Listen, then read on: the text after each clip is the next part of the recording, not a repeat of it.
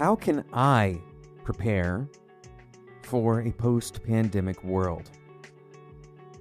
You may have asked this question. You may not have asked this question. Many of us probably are just hoping that it happens as soon as possible, because the pandemic for most people has created some kind of, at least, uncomfortable scenarios, and for some, it's dire. Many people listening to this podcast probably have been affected financially. Many have probably, statistically, quite a few of you have had the virus. Your health has been impacted. Your perception of your friends and your family has likely been impacted in some way. Almost certainly, your workplace has been impacted. Maybe your livelihood personally has been impacted. Your employment situation. And it makes sense that we would just want this to end, but perhaps we need to stop for a moment, stop waiting for the end, and instead prepare ourselves for what comes next. So we're going to talk about some of the things you might want to do as a software engineer to prepare for the changes that may be coming.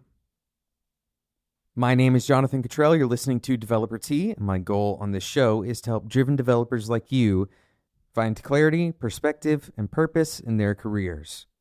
As we said on the last episode in this series, this post-pandemic work and life as an engineer, the pandemic didn't change a lot about what we do.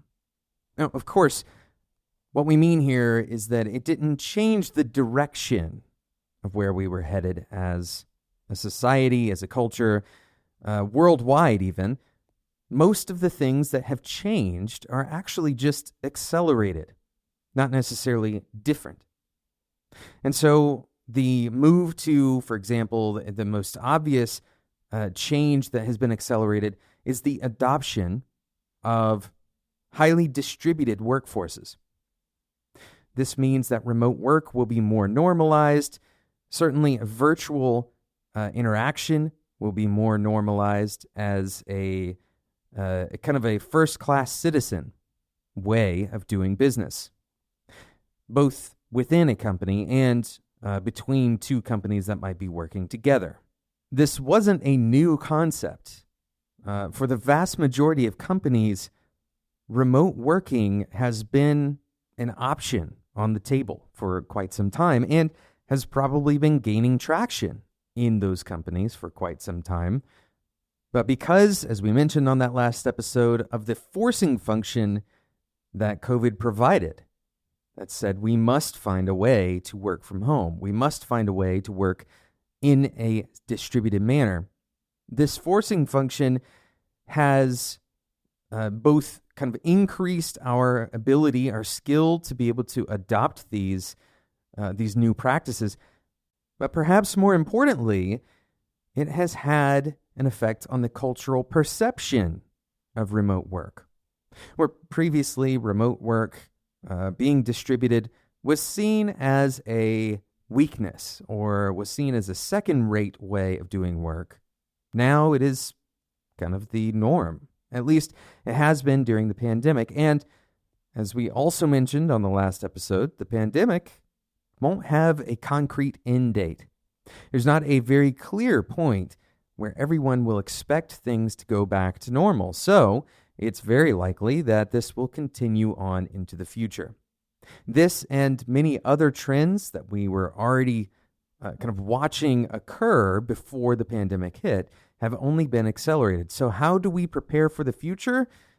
Well, we can kind of imagine doing what we did before in a way in terms of preparing for the future.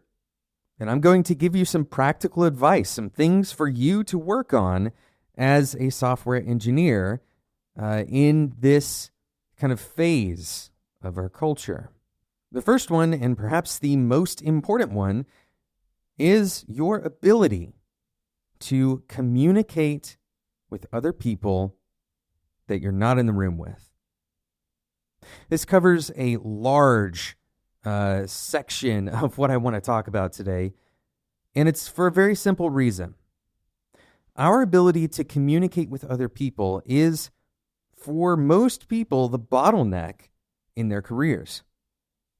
Our ability to communicate with other people is not only a bottleneck, but it's also the launching point for anything meaningful. For any meaningful transition in your career, it's going to start with communication.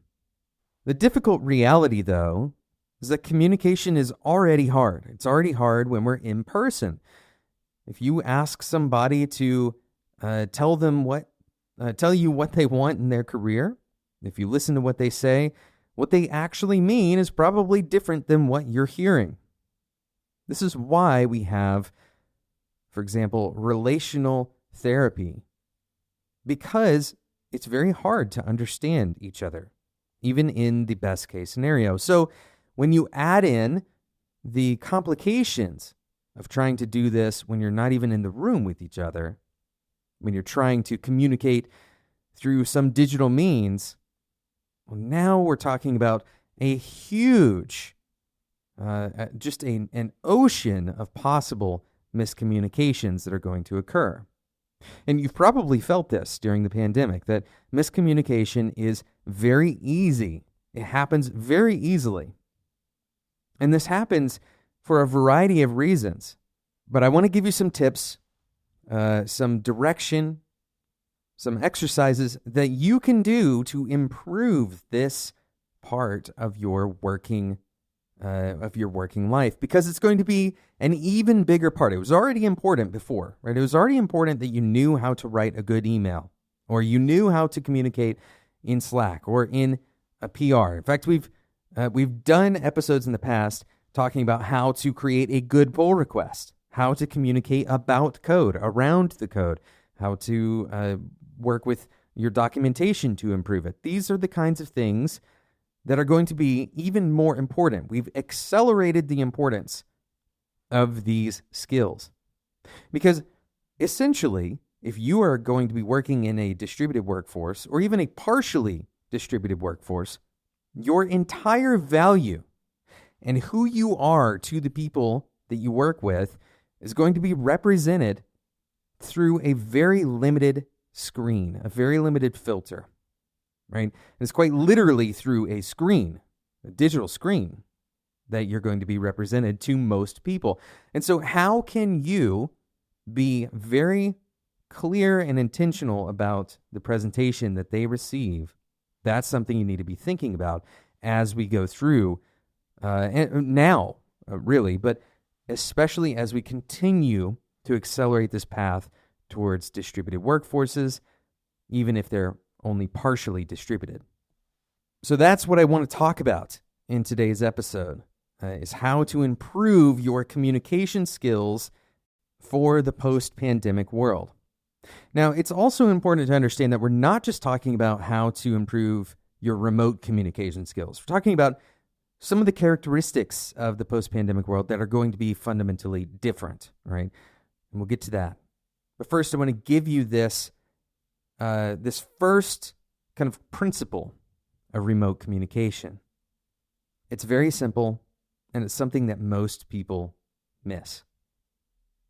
Your fidelity of communication is critical to your message.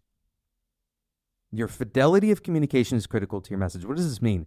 It means that the bandwidth of information that you are transmitting, the bandwidth of whatever you have to say, is one of the most critical aspects of the message itself. And I can prove it to you very easily.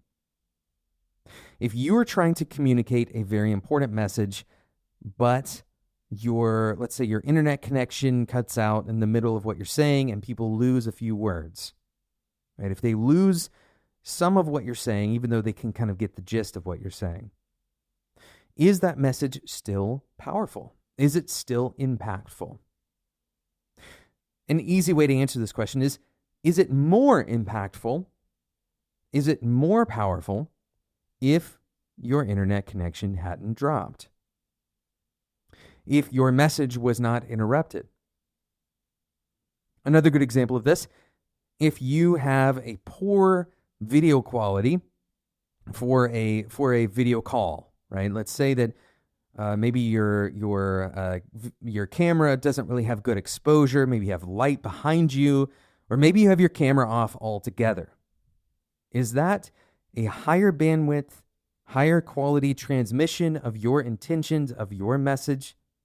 Or would it be a better scenario if you had a good camera with good lighting and good bandwidth and resolution?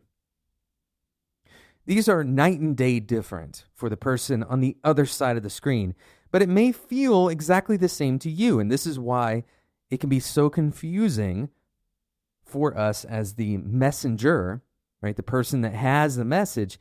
We can feel and see ourselves in full detail. We know what we mean. We know that the message we're trying to convey, we know what we would like for other people to hear. But the problem is, when our bandwidth is too low, when the fidelity of our message is low enough, right? When it continues to go lower, the effect of that message or the clarity of that message, the intention can be compressed out. And the reason why this happens is very simple. There is information, right? There's information missing. What does this mean? There's information in your facial expressions. There's information in your vocal tonality. Even the way that you breathe or the way that you're holding the position of your body.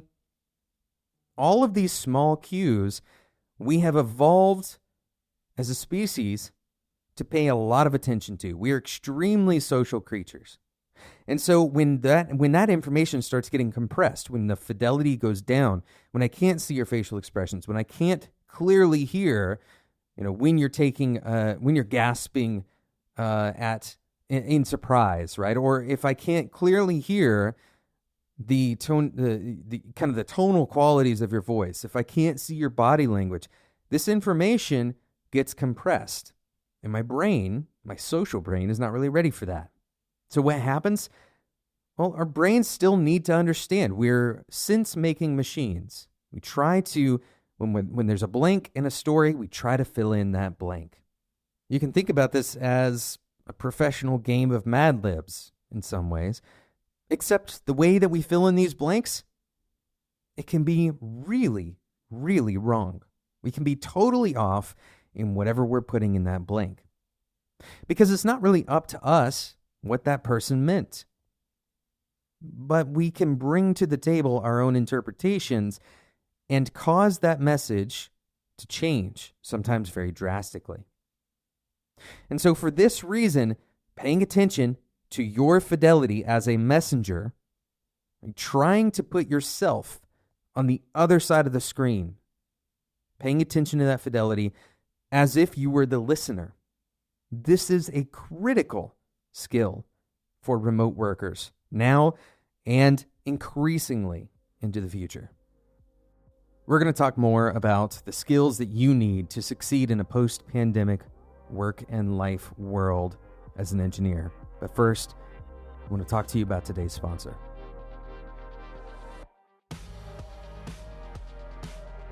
Most of the time, we like things that are exciting.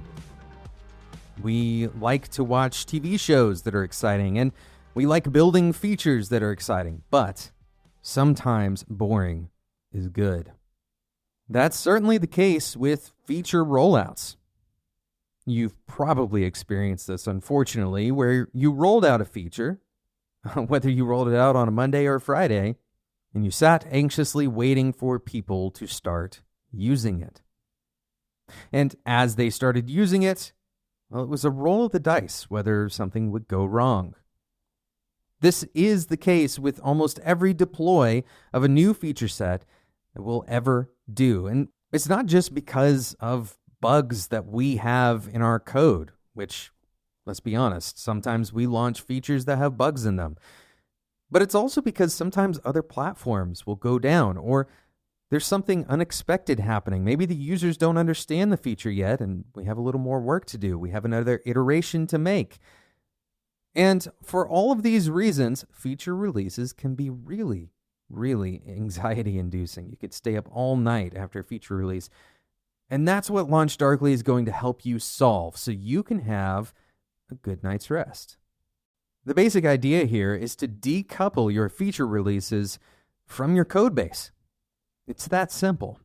Now, you probably have heard of this idea of using feature flags, but if you've tried to develop it yourself, it's a nightmare. LaunchDarkly is here to help. Both small and large businesses already use LaunchDarkly. For example, O'Reilly Media. At O'Reilly, releases used to be stressful and nerve-wracking, but their VP of Engineering, Chris Guidry, recently said that with LaunchDarkly, our engineers can ship code whenever they want, and they can test features in production well in advance of a marketing launch. And if a feature causes problems on the day of the launch, they can just turn it off with a kill switch, no rollbacks. LaunchDarkly makes our releases boring. That's what we're going for here. If you want your releases to be snooze fests, head over to launchdarkly.com. That's the words launchdarkly.com. Thanks again to LaunchDarkly for sponsoring today's episode of Developer Tea.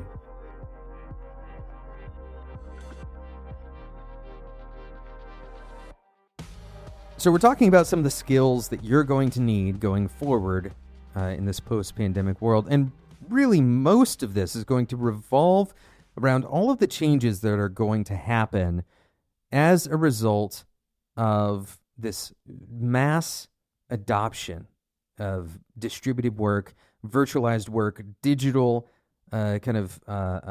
communications being a primary mode for getting business done.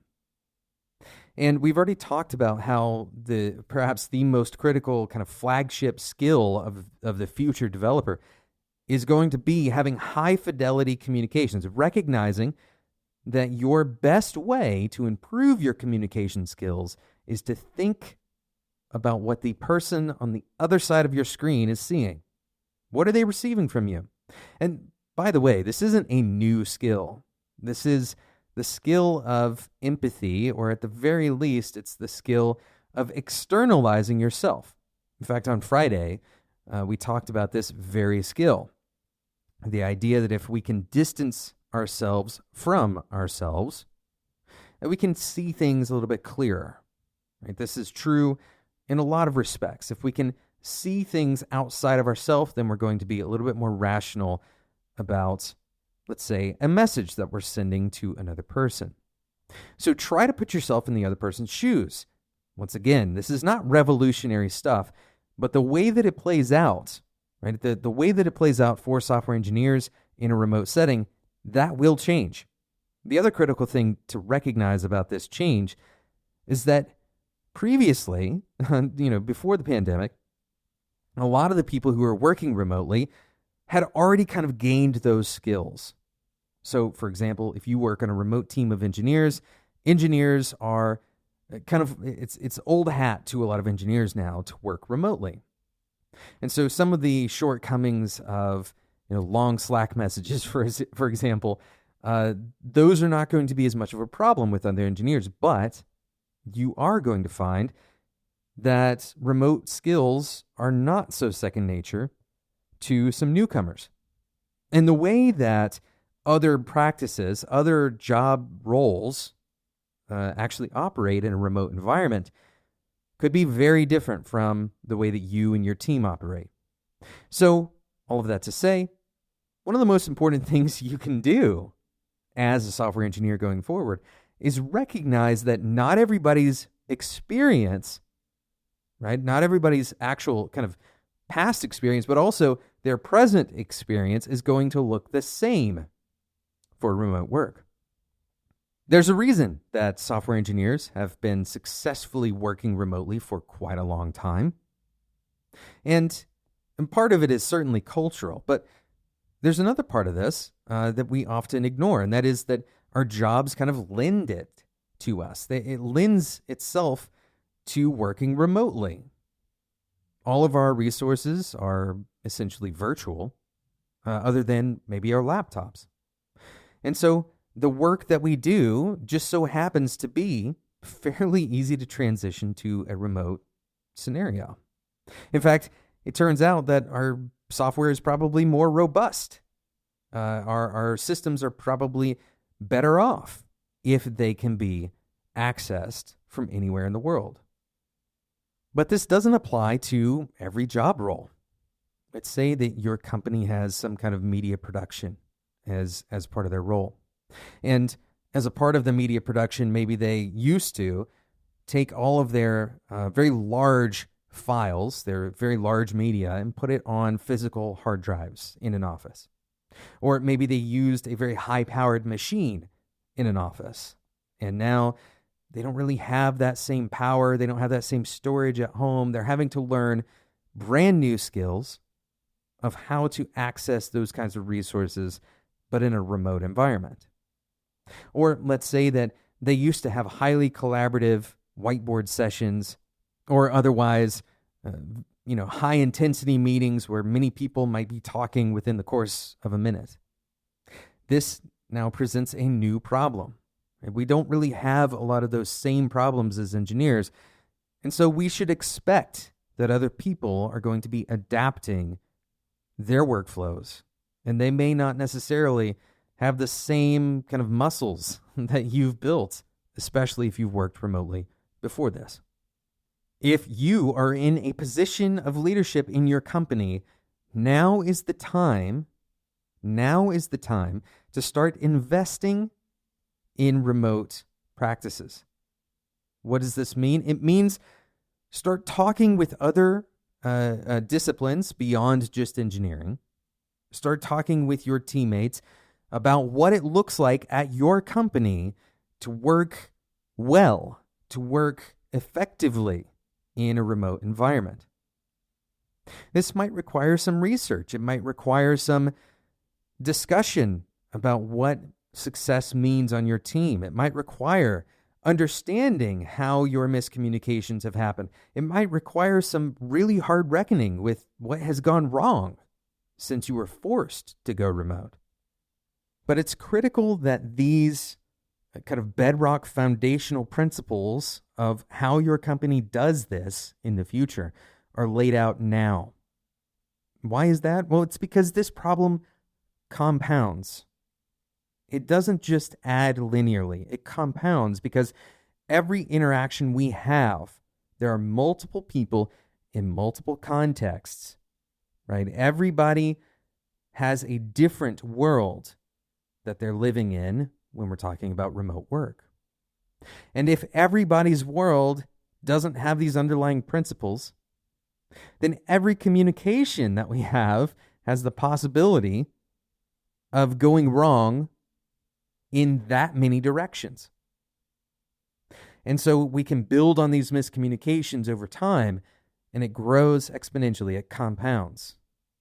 So if you are in a position of leadership, invest now, as soon as you can, in what it means to work sustainably for the long term like this, like we've had to work over the course of this pandemic. And that might mean that there's some changes. Maybe you're going to have to change your equipment policy. Maybe you're going to have to change your hours policy if you have one. There's a lot that could change, but it's critical that you establish a common ground for how to do this well. And that way you can point to this, not only for existing employees, but also as new people come in, as you begin to onboard.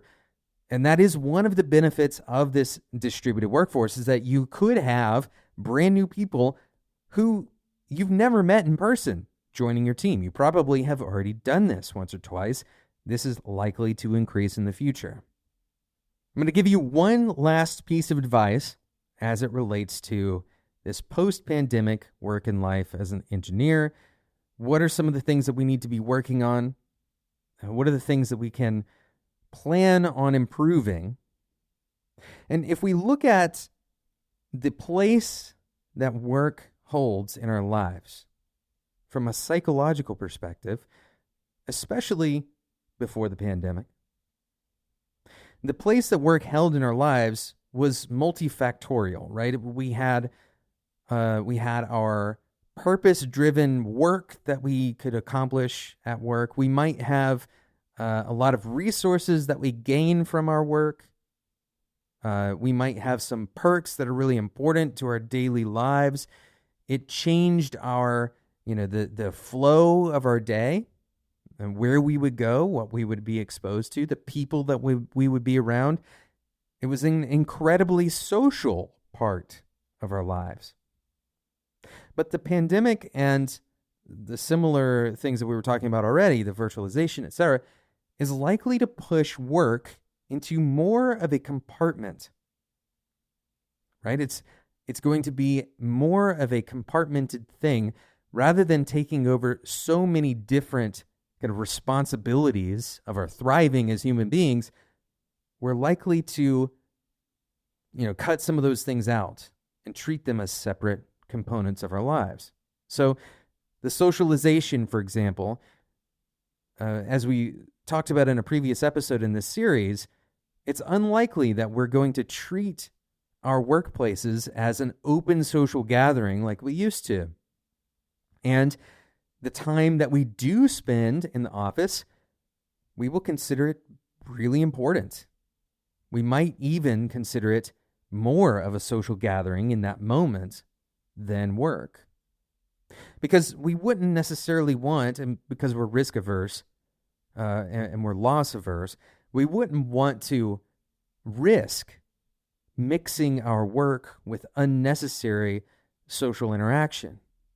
Not because we don't need the social interaction, but because it poses a risk and we can work elsewhere. So what does all this mean? Well, first of all, the logic of it makes a lot of sense when we think about it this way, but we're social creatures. And so if we take away the social component, people don't necessarily have a plug and play, social culture. And so we need to practice understanding how social can work through this new lens. How can we be social in a remote environment? How can we practice enabling other people's social lives? Because this is an important part of our healthy work environment. And yet, it's going to be very hard to reestablish that social environment at the workplace. Thank you so much for listening to this episode of Developer Tea. This is an incredibly difficult topic to cover in its entirety. Right? This is very hard to cover in its entirety, but we're going to stop this series at this point, and we will pick up the series in the future if it looks like there's more to cover. So we're going to kind of pause the series for now, and as the pandemic kind of comes to a close, as we learn more about how people are responding and how the market is responding, how companies are going to adapt, we can pick up and talk about it more later in the future. Thank you so much for listening to this episode. Thank you to today's sponsor, LaunchDarkly. With LaunchDarkly, IBM went from deploying twice a week to over 100. You hear that right, 100 times a day. That's a 50x or something increase in deployment frequency, which is correlated with very highly reliable software, by the way. We've been able to roll out new features at a pace that would have been unheard of a couple of years ago, said IBM's Kubernetes delivery lead, Michael McKay, if you've ever heard of Kubernetes. Go and check it out, launchdarkly.com. Thanks so much for listening to this episode of Developer Tea. If you don't want to miss out on future episodes like this one, including this coming Friday's Friday Refill, which is really fun, by the way, then go ahead and subscribe in whatever podcasting app you're currently using. Thanks so much for listening, and until next time, wear your mask and enjoy your tea.